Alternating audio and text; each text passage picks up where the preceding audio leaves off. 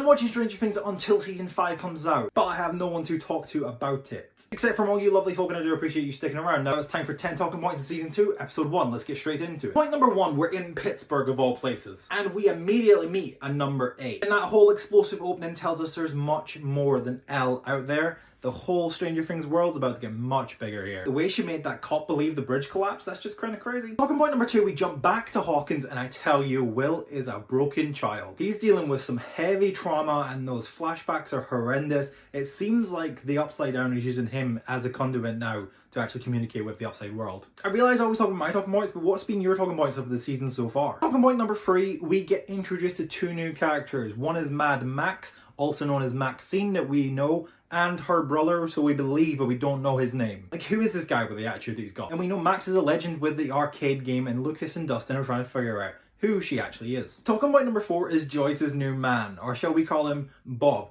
Now, he is slightly cheesy, a little homely, a little heartwarming, completely opposite from Hopper, who I thought she was going to end up with. Seems like he actually could be a good fit for Joyce. Talking about number 5, we can see Mike's heart is breaking here. He's like, what, 352 days trying to contact Elle since she disappeared, and his heart is just breaking. He's gone through such an emotional character development right now. Talking about number 6 is those damn pumpkins. What is actually going on with him? It seems like the Upside Down is now affecting the real world, where the two realities are going to become blended. Talking point number 7 is Barb is getting just kind of covered up, really. Like, no one really wants to know the truth about Barb except from Nancy. And will Nancy lose her mind there? Because when they go for dinner with Barb's parents, it seems like they've hired an investigator, Murray. Which leads me on to talking point number 8. Speaking of Murray, he is pushing this whole Russian spy agenda that no one really buying into, but it's a whole political thing there involved, when it's actually not the case, Murray. It's just aliens. Now, talking point number 9 is something we need to talk about. Those monsters, Will's flashbacks, or memories, or whatever is going on with Will right now. That monster in the clouds is absolutely terrifying. This just absolutely confirms that what he went through before, or what we went through before essentially,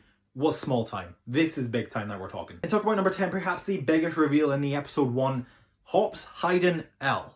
Elle is alive, and Hop is hiding her. How did he get in control of Elle? No idea. Why is he hiding Elle? Probably to keep her safe, but still, no idea. Like, who knows about this? And why is Elle there? Why can she not contact Mike? Overall, I give this episode a 5. Well, it would have been a 5, but I actually give it a 7 because Elle brought it back up. But other than that, it was just kind of like a filler episode. As a season 1, kind of answering some questions, not as much, but giving us more information who Maxine is, or Max, Mad Max, this new character of her brother, what's Nancy and Steve gonna do, Barb, but like everything was kind of getting to a point. So 7 because Elle came back. On to episode 2.